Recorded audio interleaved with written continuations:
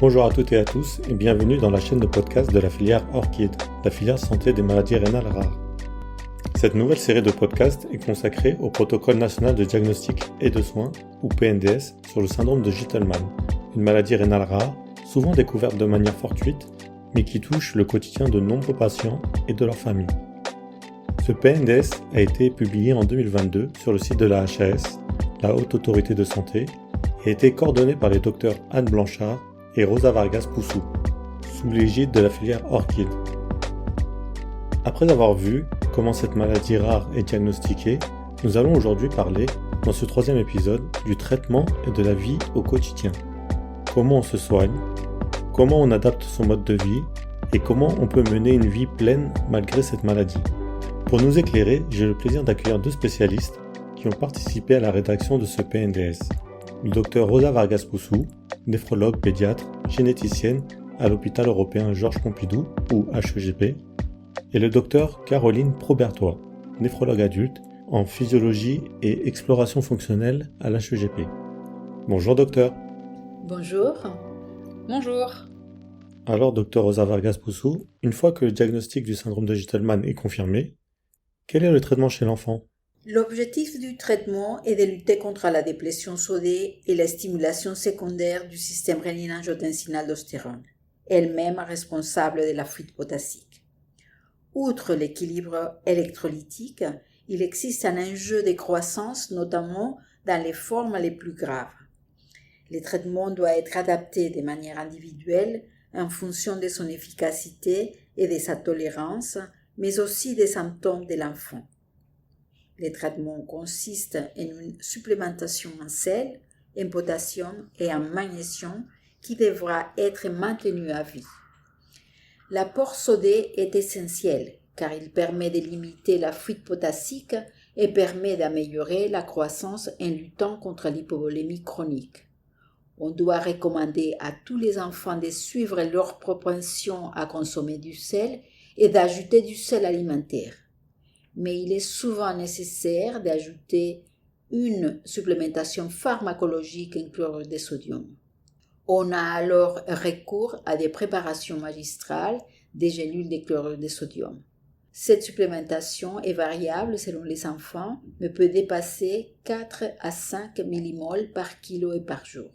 Elle sera adaptée à l'équilibre hydroélectrolytique par l'évaluation du ionogramme sanguin et de la rénine et de l'aldostérone quand cela est possible, et bien sûr de la croissance.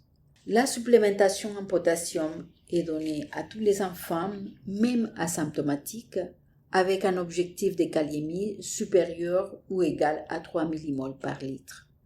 La supplémentation recommandée est les chlorures de potassium, pour remplacer les chlorures en plus du potassium, principal anion perdu dans les urines, répartis en 2 à 3 prises par jour. On débute avec 40 à 80 mg par kilo par jour, soit 1 à 2 millimoles par kilo jour de chlorure de potassium, puis on adapte les traitements en fonction des mesures de la kaliémie et de la tolérance digestive. Plusieurs formes galéniques sont disponibles, mais il faut privilégier les gélules ou comprimés à libération prolongée au sirop. En effet, les gélules peuvent s'ouvrir et être mélangées dans une compote pour les plus petits, alors que les sirops ont un apport important de saccharose. Pour une meilleure tolérance digestive, il faut prendre les traitements au moment des repas.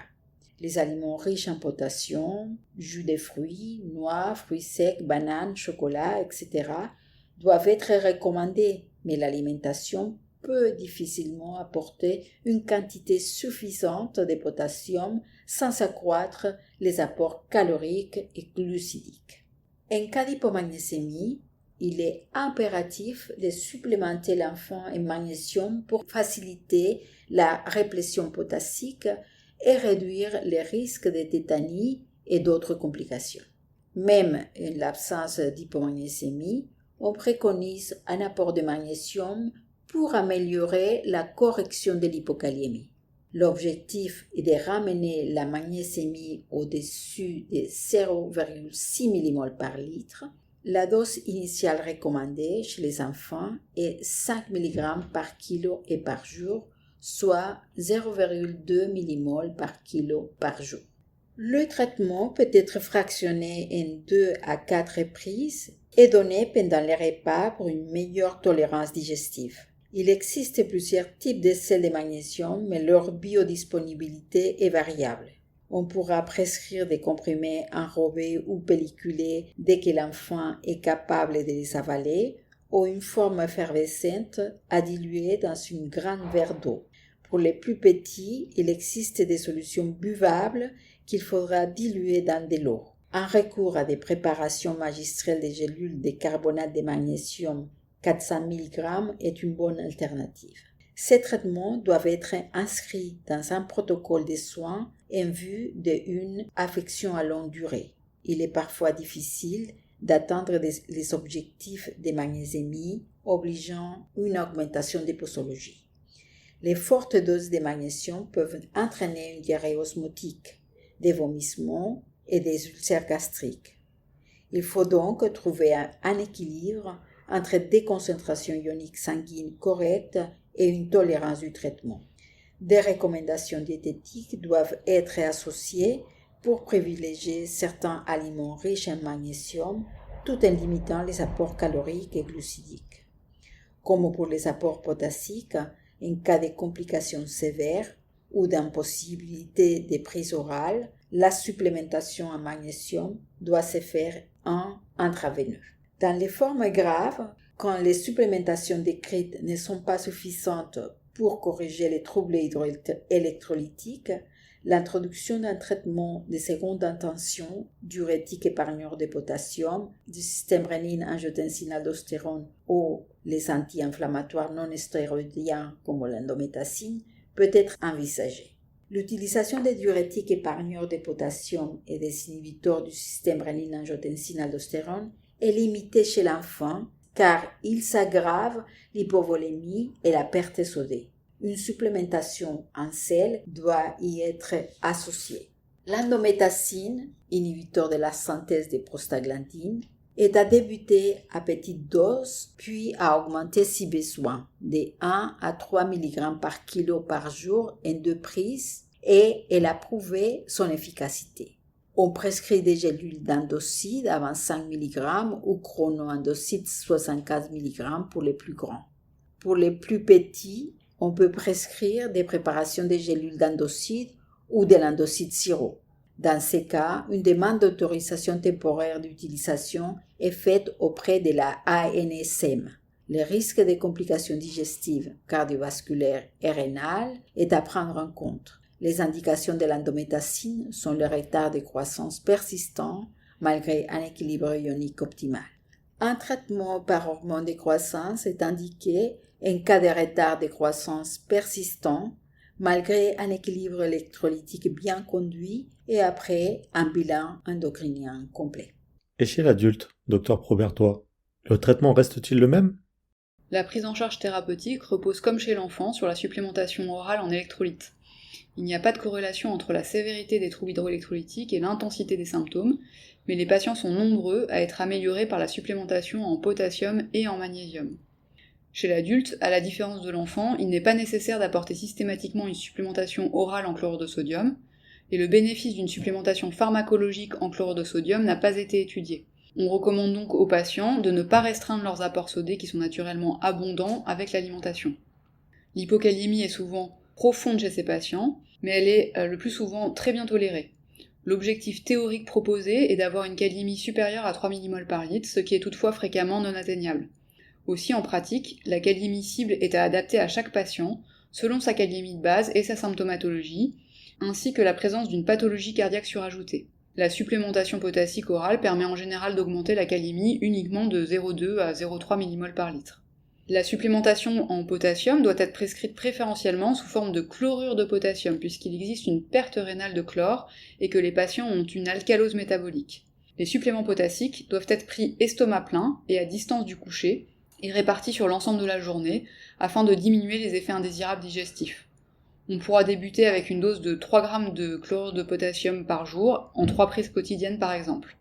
En général, il n'y a pas de bénéfice sur la kaliémie à majorer la supplémentation en potassium à plus de 9 grammes par jour, alors que cela va favoriser les effets indésirables digestifs, pouvant aller jusqu'à des ulcérations, voire des perforations digestives. Le gluconate de potassium sous forme de sirop est moins agressif pour la muqueuse digestive, mais comporte 2 inconvénients. D'une part, sa teneur en glucides qui est élevée, et d'autre part, il majore l'alcalose des patients. Cette supplémentation en gluconate de potassium peut toutefois être proposée de manière transitoire en remplacement du chlorure de potassium en cas de troubles digestifs aigus tels qu'une gastro-entérite aiguë. Le sel de régime qui contient du potassium peut également être utilisé comme complément. Les aliments qui sont riches en potassium seront à recommander, cependant certains ont une forte teneur en glucides et en calories. Et dans la mesure où les patients ayant un syndrome de Gitelman ont aussi une prédisposition à développer une résistance à l'insuline, des conseils diététiques seront donnés pour maintenir un indice de masse corporelle normal. Le chlorure de potassium en intraveineux peut être nécessaire en cas de complications aiguës de l'hypokaliémie, par exemple en cas d'arythmie cardiaque, ou lorsque la supplémentation orale n'est pas possible, par exemple lors de certaines chirurgies. L'administration de potassium par voie intraveineuse ne doit pas chercher à normaliser la kaliémie chez ces patients. Concernant maintenant le magnésium, son déficit favorise les symptômes neuromusculaires tels que la tétanie, et l'hypomagnésémie chronique favorise aussi la survenue de chondrocalcinose articulaire. D'autre part, la supplémentation en magnésium va favoriser la réplétion potassique. Ainsi, en cas d'hypomagnésémie, la supplémentation en magnésium est fortement recommandée. La cible théorique proposée de magnésémie est de 0,6 mmol par litre. Elle n'est toutefois pas toujours atteignable lorsque la déplétion est profonde, ce qui ne remet pas en cause la nécessité de la poursuivre. La biodisponibilité des sels de magnésium est variable et ne dépasse pas 50%. Tous les sels de magnésium ne sont pas équivalents, et les sels organiques, tels que l'aspartate, le citrate ou le lactate de magnésium, ont une plus grande biodisponibilité que l'oxyde et l'hydroxyde de magnésium. On peut débuter la supplémentation avec 300 mg de magnésium élément, à répartir sur les principaux repas. La posologie sera adaptée à la magnésémie et aux effets indésirables digestifs. En fait, du fait de sa mauvaise absorption intestinale, la supplémentation en magnésium peut entraîner des douleurs abdominales et une diarrhée osmotique. En cas de diarrhée, on recommandera de diminuer la dose de magnésium pour éviter les pertes digestives ioniques. Le patient pourra tester différents sels de magnésium et différentes galéniques sous forme de comprimés, de gélules, sous forme effervescente ou de solutions buvables. Il y a aussi certaines eaux qui sont riches en magnésium, comme par exemple la rosena ou l'épar, qui peuvent être utilisées. Les supplémentations en magnésium ne sont pas remboursables par la sécurité sociale, même chez les patients ayant une prise en charge à 100% dans le cadre de leur affection de longue durée. Toutefois, une demande de prise en charge à titre dérogatoire peut être effectuée dans ce contexte d'hypomagnésémie secondaire à une tubulopathie. Cette demande de prestations supplémentaires et d'aide financière individuelle est sous condition de ressources du foyer. Par ailleurs, la perfusion intraveineuse de magnésium est indiquée en cas de complications sévères de l'hypomagnésémie, par exemple en cas d'arythmie cardiaque ou en cas d'intolérance digestive aux suppléments oraux. L'hypomagnésémie profonde, avec complications sévères, s'observe le plus souvent lorsqu'une cause de déplétion en magnésium se surajoute au syndrome de Gitelman, par exemple en cas de prise chronique d'inhibiteurs de la pompe à protons. En cas d'hypokaliémie symptomatique persistante, lorsque les suppléments en potassium sont insuffisants ou mal tolérés, on peut proposer en seconde intention l'utilisation de diurétiques épargneurs de potassium ou d'anti-inflammatoires non stéroïdiens tels que l'indométhacine.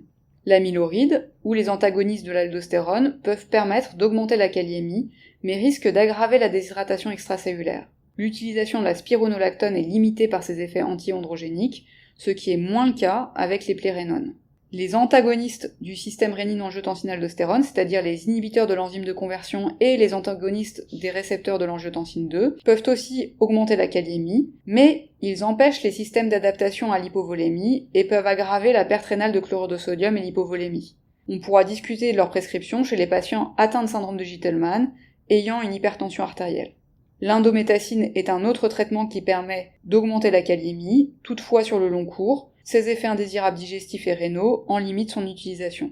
Il est important de noter que les traitements qui allongent le QT ou qui aggravent l'hypomagnésémie, par exemple les inhibiteurs de la pompe à protons ou qui aggravent l'hypokaliémie, doivent être évités et utilisés avec prudence.